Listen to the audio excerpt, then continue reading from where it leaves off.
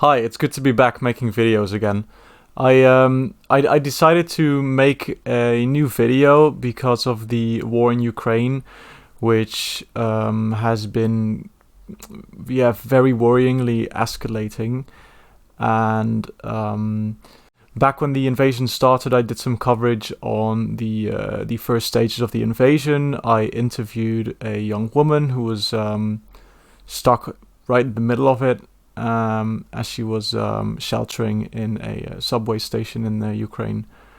And I also did some coverage on the NATO situation, like how did NATO and the expansion of NATO contribute to Russia's grievances and ultimately contribute to the causes of this war. And the reason I decided, or rather felt a need to make this video, was that I have seen ever escalating rhetoric on both sides, so both Russia and the United States. And I started thinking about the way that, for instance, the Cuban Missile Crisis was resolved at the time, which was also a time when the two superpowers, then the Soviet Union and the United States, instead of now United States and Russia, they also were very close to a nuclear conflict, just as they are now.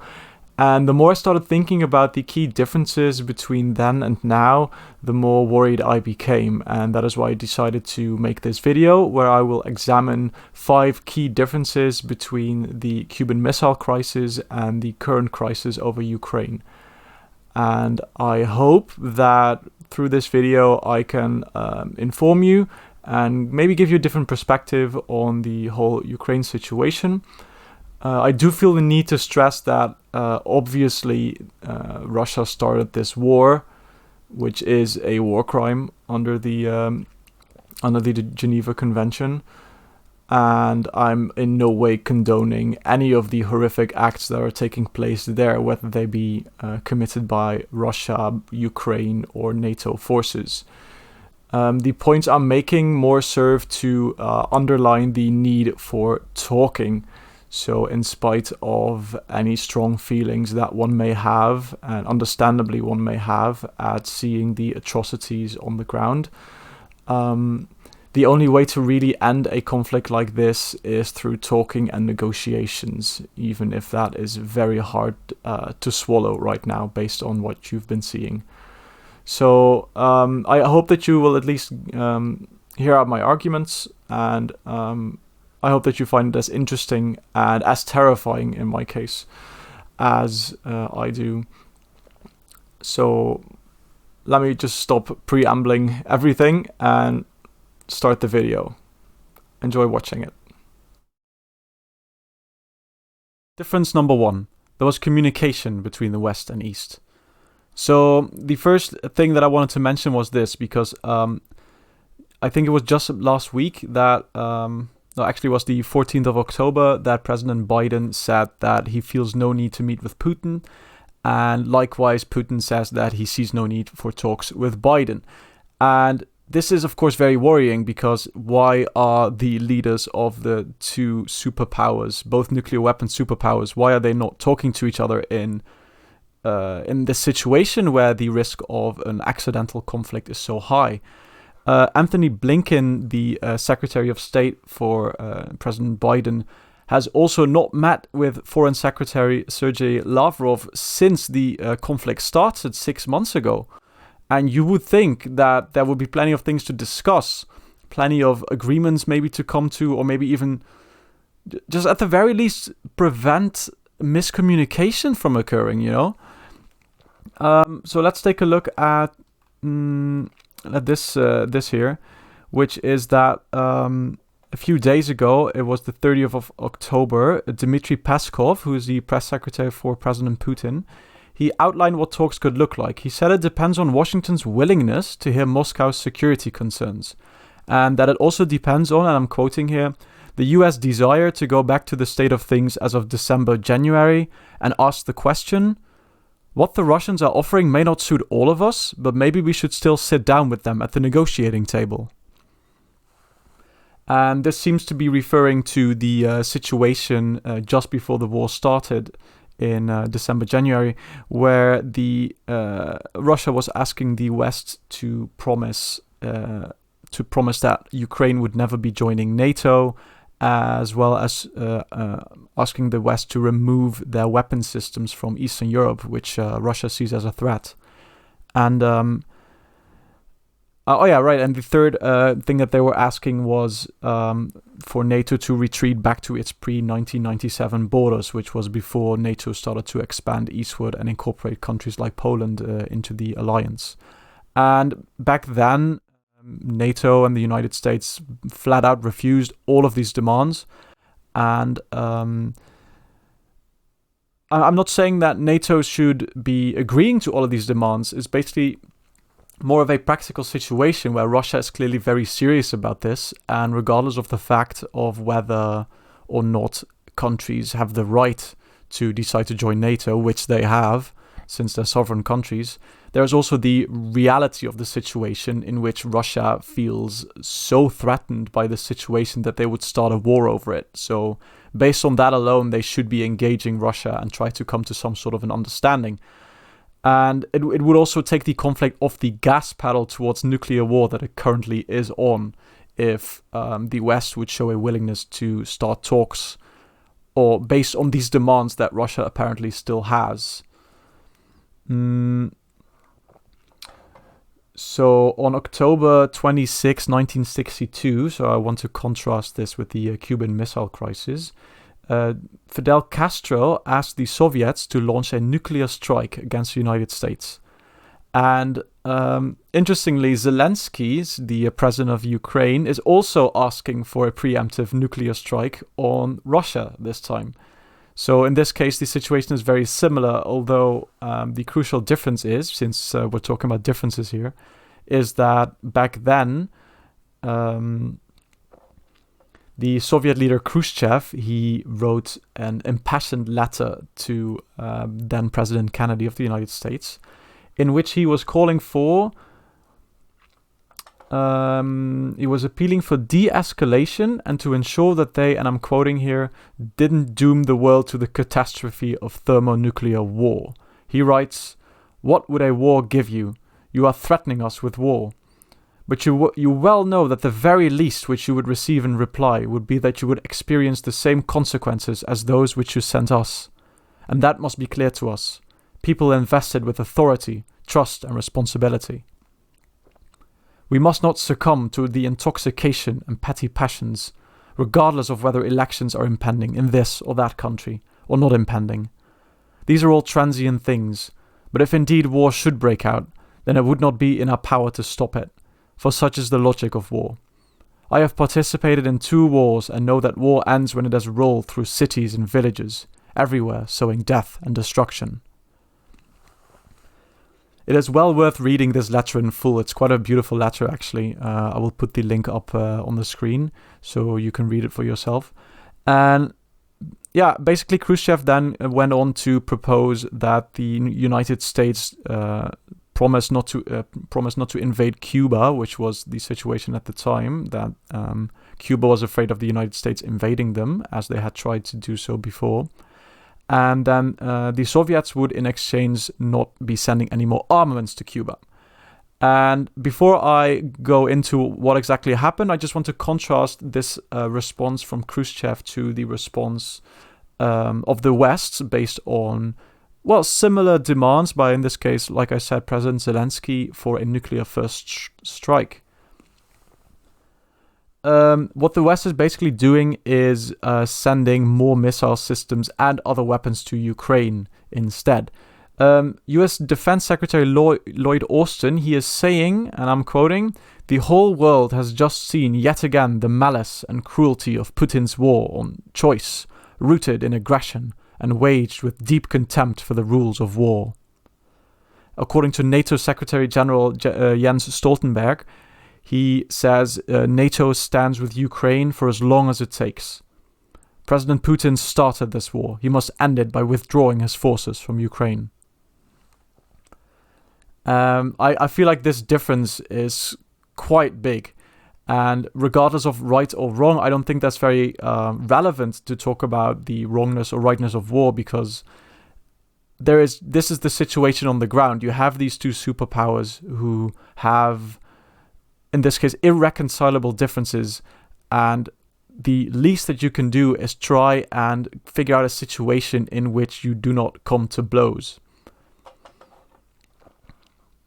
So let's see what happened back when Khrushchev wrote that letter to President Kennedy. That was on October 26, 1962. And 1 day later, October 27, what happened was that an American military plane was shot down over Cuba. And this basically created a condition in which many people in the United States or in the government thought that the war had already started with the Soviet Union.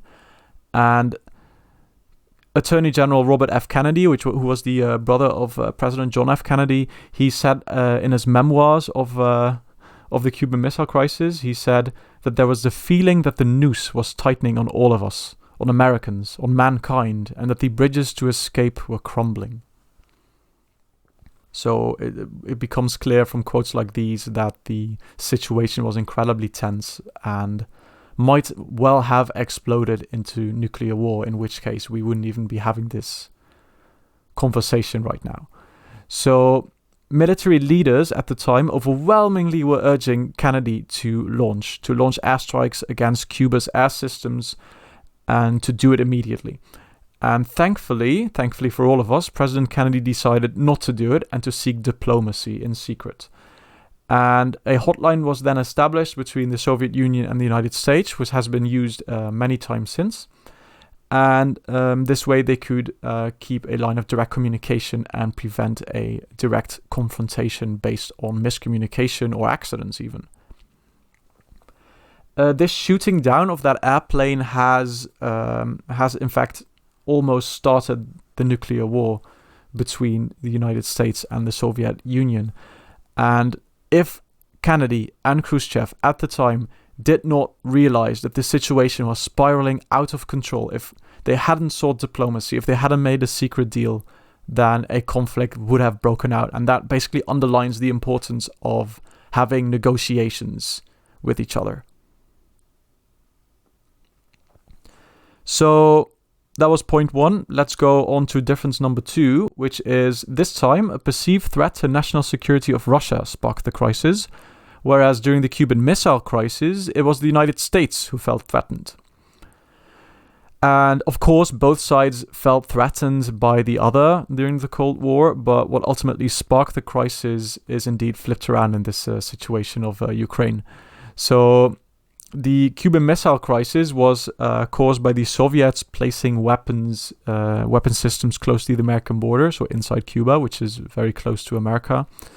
And that was in response to the United States placing weapon systems in Europe.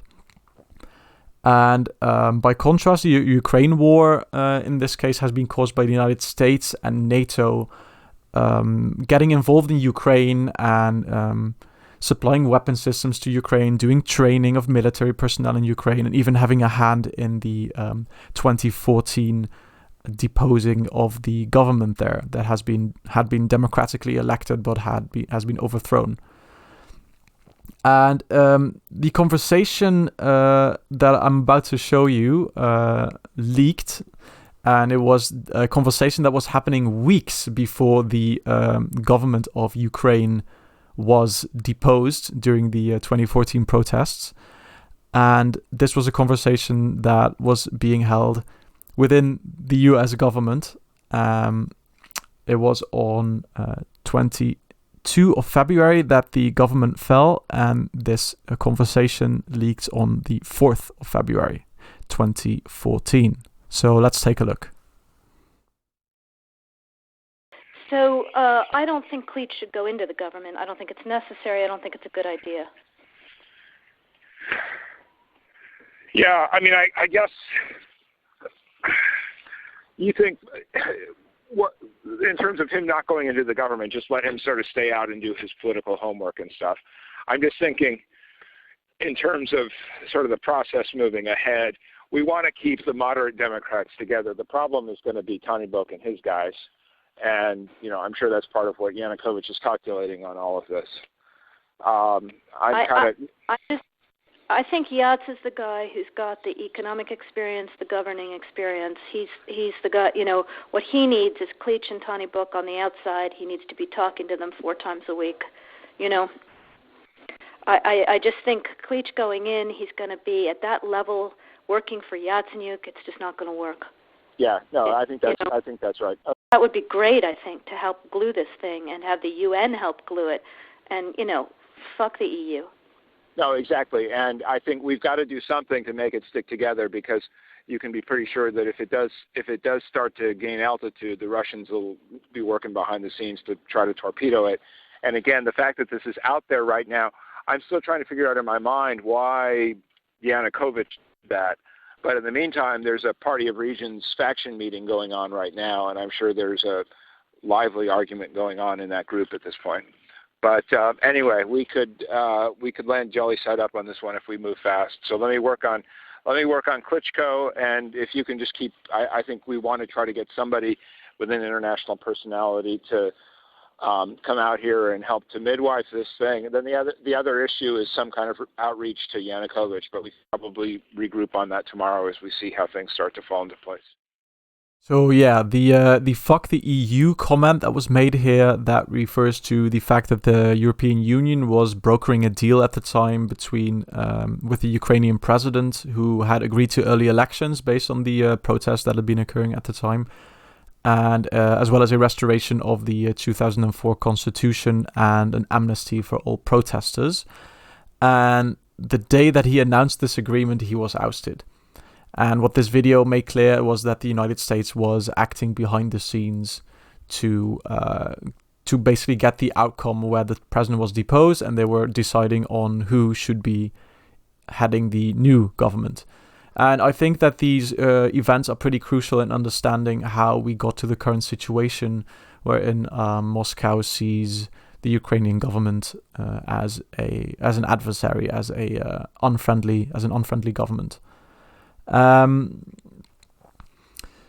When it comes to the history of Ukraine, though, I think we can go pretty far back. So let's not go all the way back to to when Ukraine was founded, after for instance, after the Second World War. What happened there? That would be making this video way too big. But let us take a look at what happened in 1991 when the Soviet Union fell apart. Back then, NATO had promised then Soviet Union President Mikhail Gorbachev that NATO would not be expanding eastward. And based on these promises, President Gorbachev then let Germany, so West and East Germany, reunificate, so become one again, based on this promise. And there are plenty of documents that show that this indeed was promised, which are now declassified. Let's take a look. In fact, let's take a look at these promises based on this video from the broadcaster, the Deutsche Welle.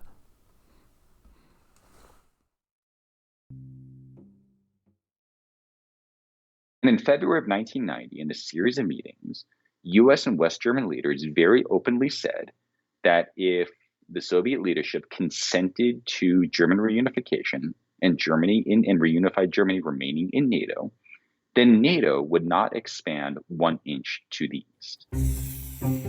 Logs of those conversations have since been declassified, and they show what Soviet politicians were told by Western leaders like German Chancellor Helmut Kohl, NATO Secretary General Manfred Wörner, and the famous words by US Secretary of State James Baker, "Not 1 inch to the east." In the decades that followed, NATO broke this promise many times, as we can see on this map here. As you can see, the western part of NATO, so Western Europe, was the original NATO, and after the Soviet Union fell, more and more countries in Eastern Europe joined the NATO military alliance. And I've said this before, but I'll say it again. This is not about each country's sovereign right to decide whether or not to join a military alliance, which again they have. And there's a very strong argument you can make for that. but this is more about the crucial thing that that to them, the joining of, in this case, a country like Ukraine is seen as an existential threat. It is seen as a red line that cannot be crossed. And this is just a situation of reality, not of morality. It's not a situation of right or wrong. It's a situation of reality. It's a situation of the consequences that will occur if you take a certain action, like incorporate a country like Ukraine into NATO. And they have been very clear about this. So, for instance, on January 26th of this year, so before the invasion started, Lavrov, the foreign minister for Russia, said, and I quote, "If the West continues its aggressive course, Moscow will take the necessary retaliatory measures. We won't allow our proposals to be drowned in endless discussions." So that seems pretty clear that they're serious about this. So let's take a look at how the West, in this case in the form of Antony Blinken, responded to what Russia was making so very clear. There are core principles that we are committed to uphold and defend, including Ukraine's sovereignty and territorial integrity, and the right of states to choose their own security arrangements and alliances. We will uphold the principle of NATO's open door. There is no change in the U.S. and NATO position in this document. First of all, there is no change. There will be no change. Second, we reiterate that principle. Of course, it is for NATO, not the United States unilaterally, to discuss the open door policy. These are decisions that NATO makes as an alliance. There is no change. There will be no change. Again, he may be right in principle, but a stance like this ignores the political realities and the consequences of taking such a stance. I mean, furthermore, the prospect of Ukraine entering NATO wasn't even something that was going to happen in the short term anyway. So it was something that, if it was ever going to happen, was years away. If the US had decided to offer some concessions to Moscow or to seriously engage them about these concerns, and had been willing to, again, negotiate and find a compromise that both parties could live with, then maybe, we don't know, but maybe the invasion could have been avoided. And wouldn't you say that a prevention of this terrible, terrible war would have been better for not only Ukraine, but for all the people that are suffering around the world because of this conflict as well? We don't know. And it wasn't tried at the time, so we'll never know. So that brings us to the third difference, which is there was a willingness to negotiate. So previously we talked about the fact that there was no communication between the West and East. Well, clearly there's now also no willingness to negotiate, to honestly negotiate. During the Cuban Missile Crisis, the US promised not to invade Cuba, withdrew its missiles from Turkey in secret though. And based on that secret deal, the Soviets removed their weapons from Cuba. Global nuclear war was averted by this secret deal that was made after the plane was shot down that I mentioned before. And nuclear war was averted, although it didn't really take all that much. It could have happened. And let's compare this to what Biden said on February 24 of this year. That was the day of the Russian invasion. And it was in response to a question about why sanctions would accomplish anything, since all the previous ones had not prevented the invasion. This is what he said. No one expected the sanctions to prevent anything from happening. This is going to take time. And we have to show resolve, so he knows what's coming. And so the people of Russia know what he's brought on them. That's what this is all about. This is going to take time. It's not going to occur. He's going to say, oh my God, these sanctions are coming, I'm going to stand down. He's going to test the resolve of the West to see if we stay together, and we will. We will, and it will impose significant costs on him. Yeah, so this clearly means that the goal of the US policy is not to stop the war, but to inflict pain on Russia. And let's also compare this to what U.S. House Speaker Nancy Pelosi said when she visited Ukraine on 1 May 2022, so this year again. She said, "America stands with Ukraine until victory is won." Well, I mean, former UK Prime Minister Boris Johnson, he said similar things, and he reportedly also had a hand in causing the peace negotiations that happened earlier this year to fall apart.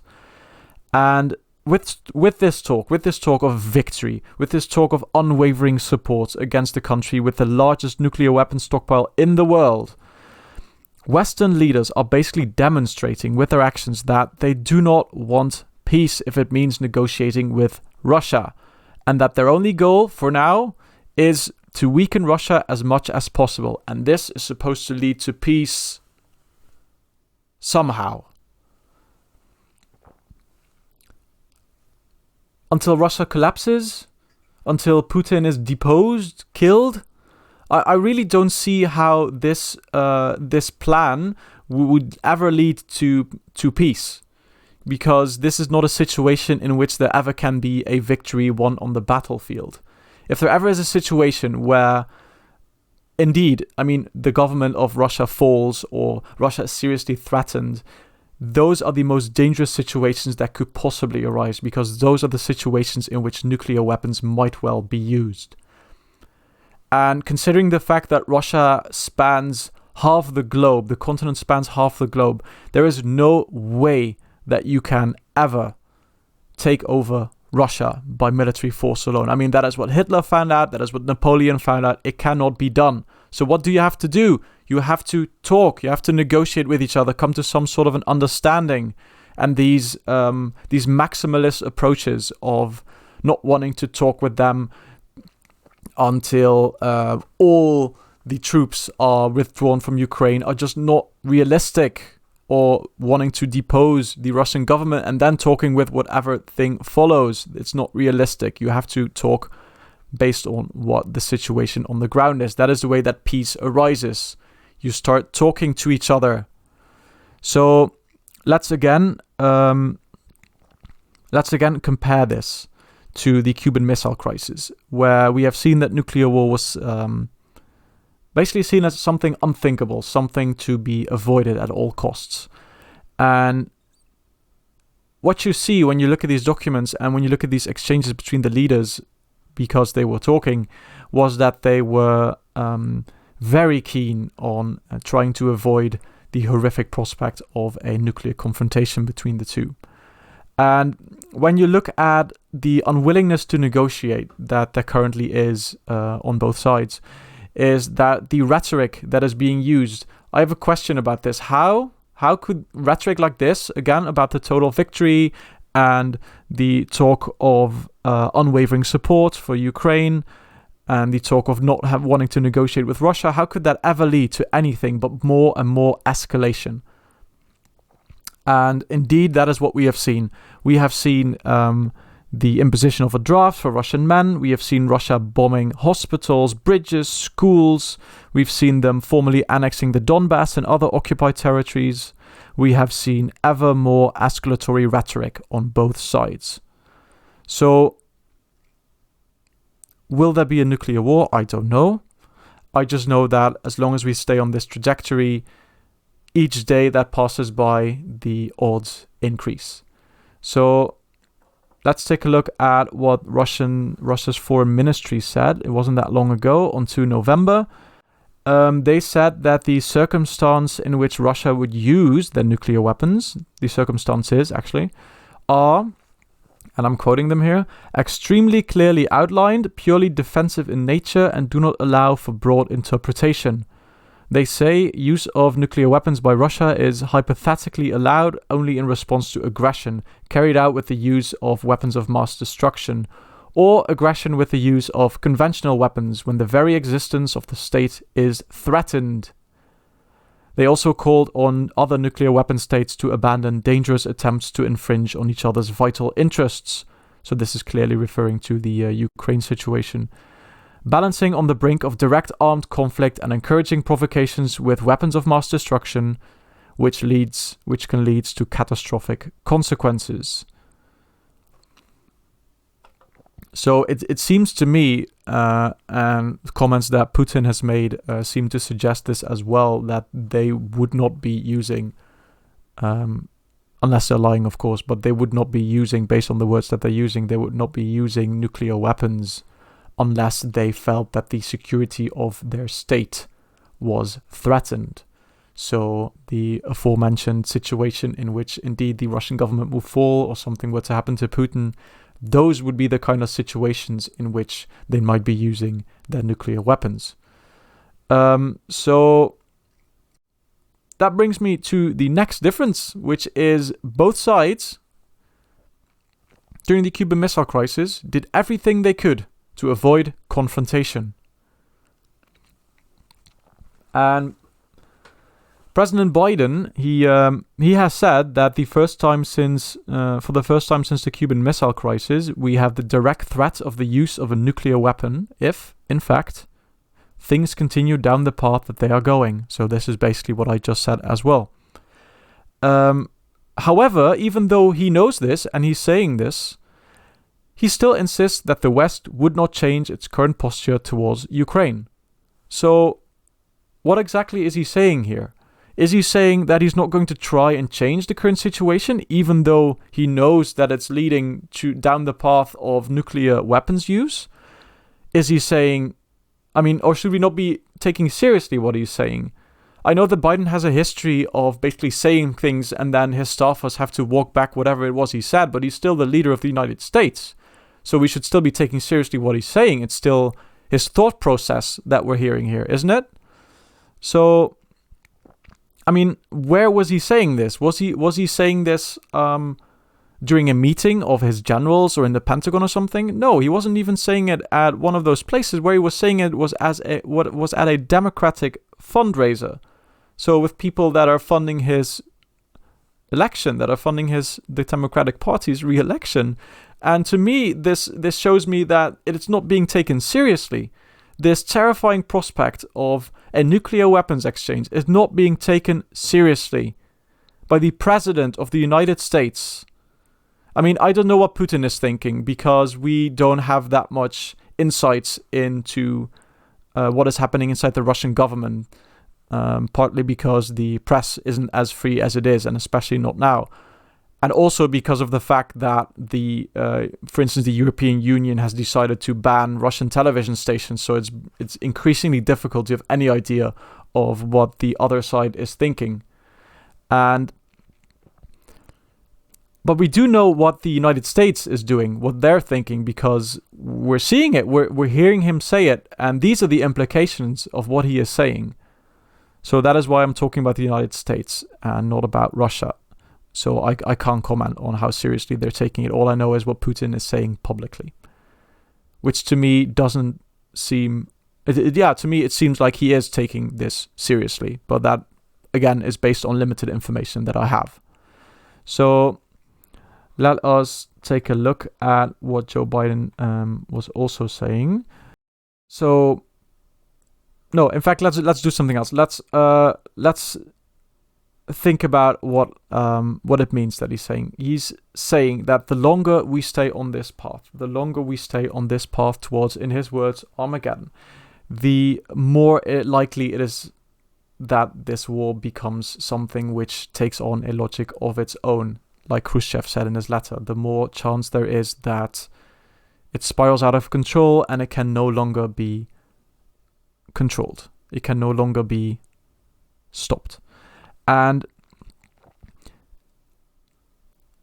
basically, when I think about this, I cannot come up with any other plan to stop this horrifying situation that is, as we speak, still worsening, escalating, spiraling out of control. I cannot think of any other way to end this than by talking, than by negotiating, than by seeking negotiations, seeking compromise with Russia, who has made undoubtedly clear that this war is an existential war for them, so it's of vital interest to them, that they won't back down.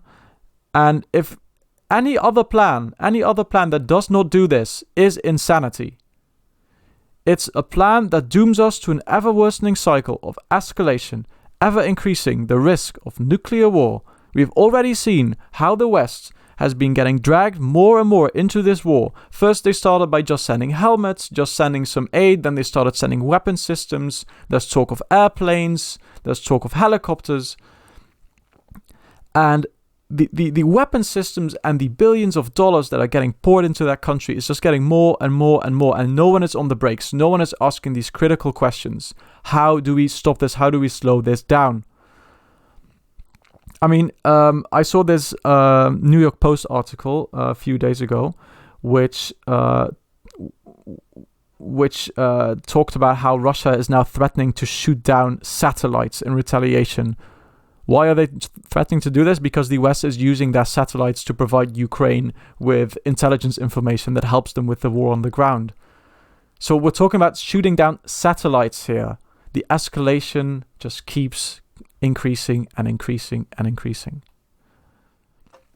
So that brings me to the point number 5, difference number 5, which I want to conclude with, which is that cooperation is now more essential than ever. We are dealing with multiple global crises at the moment. We are dealing with a deteriorating climate that is deteriorating at an ever faster pace. We are dealing with a pandemic that is still not over, and there are multiple diseases that could just spring up and change the situation in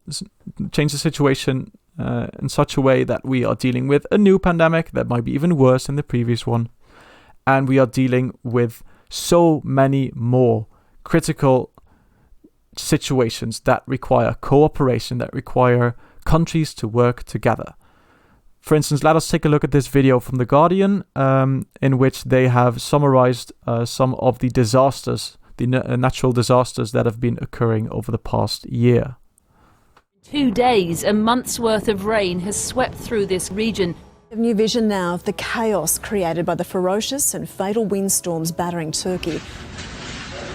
They've not had enough rain here for 3 consecutive seasons. Water ponds have long dried up. What will people eat? People who have lost everything. Rescue operations are underway in parts of the Philippines that have been hit by one of the strongest storms in the world this year. The entire nature forest was like bashing on us. It came after 17 hours of non-stop rain. A river of mud unleashed after a hillside gorge was overwhelmed in Quito. The severe storms lash Central Europe. The flooding has stretched all the way down into New South Wales. What are you seeing as you duck under power lines? That's how high the water is? And the bleaching was significantly consistent with heat stress, marine experts say, is due to climate change. Tonight in South Africa, residents are finally getting a look at the damage and destruction after 2 weeks of historic rain that has left hundreds dead and dozens missing. I got nowhere to go now. I got no house, I got no nothing. We are on a fast track to climate disaster.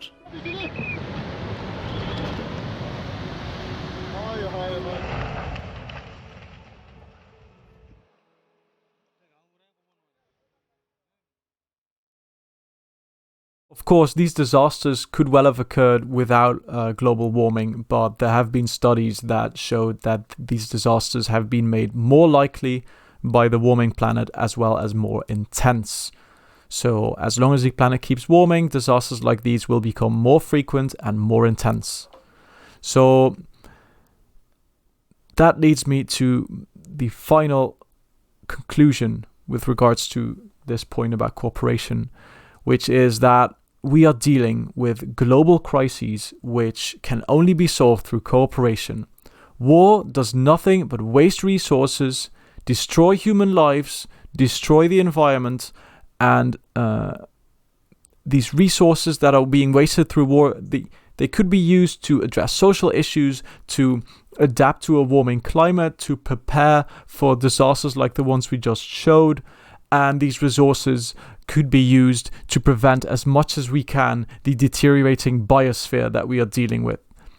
There have been studies that showed that 60% has been a 60% decline of animal populations over the past 50 years, and I'm pretty sure that similar studies can be found for plant species as well as for ecosystems in general. So there are crises like these, they have to be dealt with, and the only way they can be dealt with is by talking to each other to fix it together. And that brings me to the final one, which is nuclear weapons.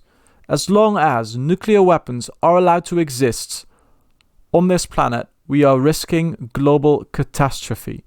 Each moment that they exist, we are risking not only the escalation of a war into a nuclear one, but also accidental detonations, maybe them falling into the wrong hands, or other ways in which they might be detonated. For instance, when there's miscommunication, as we have seen with the Cuban Missile Crisis. The Cuban Missile Crisis has shown us that even when there's two sides that both do not want a nuclear war, it could still happen. It could still happen because war is chaotic. War could get away from you. Just like Robert Kennedy wrote, the noose is tightening around all of us. There could come a time when it's no longer in our power to stop it. And what was going to happen then, no one knows. So right now, what we need is countries taking responsibility, talking to each other, negotiating, coming up with ways not to blow each other up. In 2021, the United Nations formally adopted the Treaty on the Prohibition of Nuclear Weapons. In this treaty, which I will link to here, in this treaty, its signatories, which, by the way, exclude all nuclear weapon states as well as NATO. In this treaty, the signatories promise not to build nuclear weapons, not to store them on the territory, and not to threaten their use. The terrifying prospect of a third world war is looming over this situation. It should scare the leaders of both Western nations and Russia. It should scare them. It should scare the living daylights out of them, just as the deteriorating situation did back in 1962. And it should lead them to seek a solution. It should lead them to start talking to each other, to bring us back from the brink of global catastrophe, to take some responsibility for the risk that they're imposing on all living things on this planet. So I will link, by the way,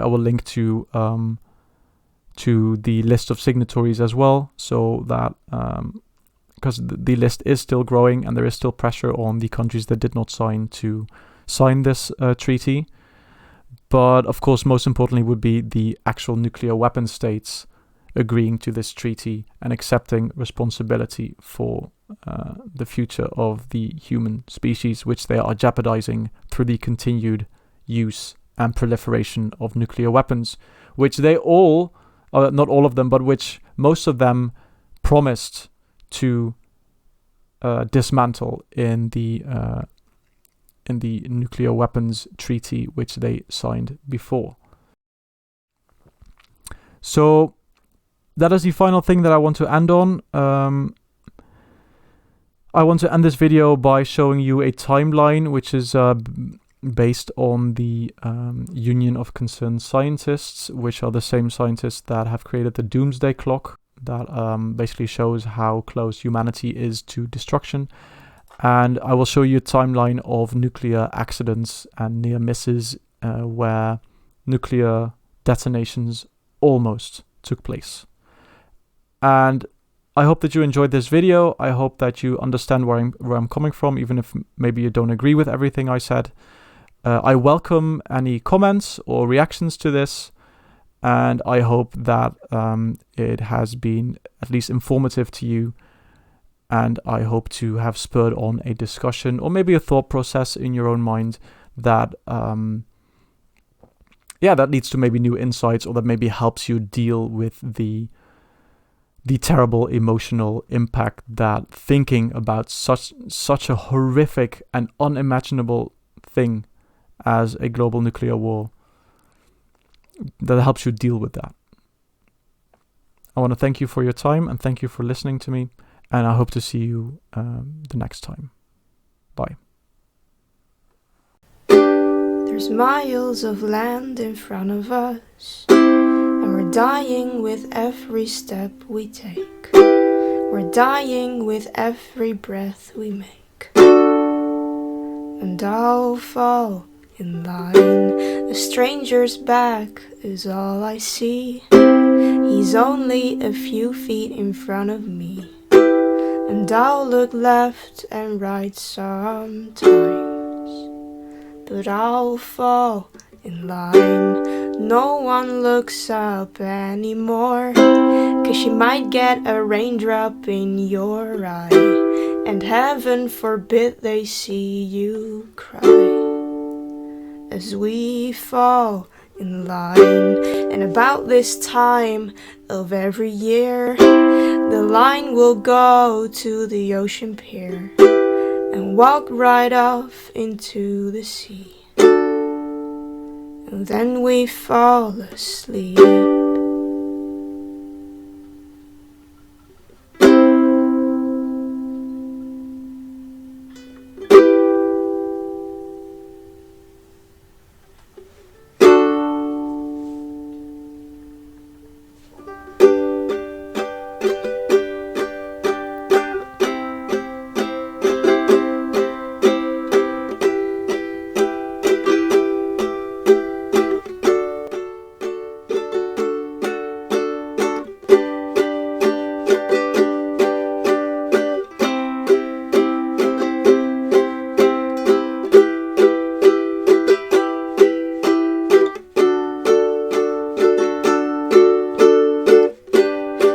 As we near the end of land, and our ocean graves are just beyond the sand, I ask myself the question why.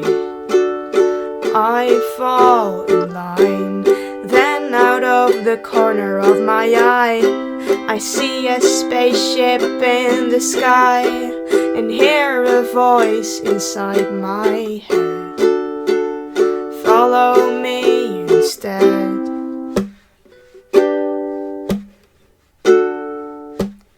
Follow me instead.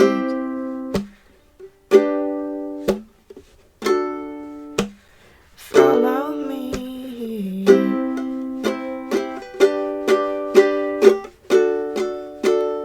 Follow me instead.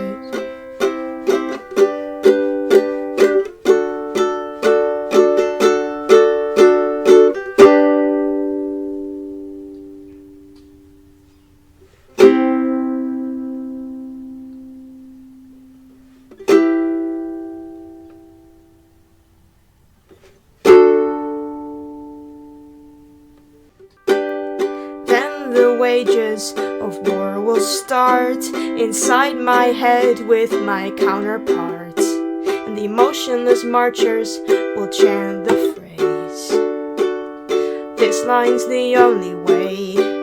And then I start down the sand. My eyes are focused on the end of land, but again the voice inside my head says, "Follow me instead."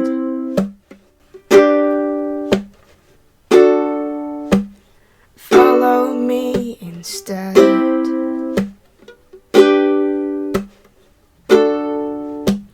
Follow me.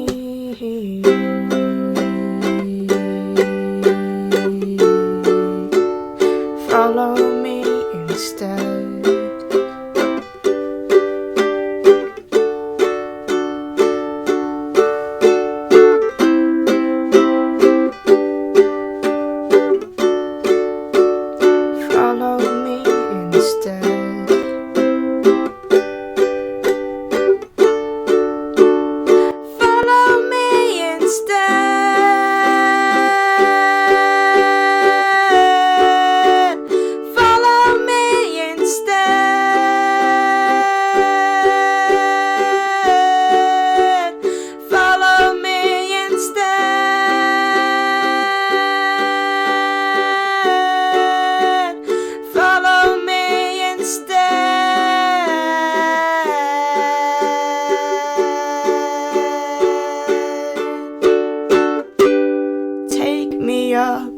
seal the door.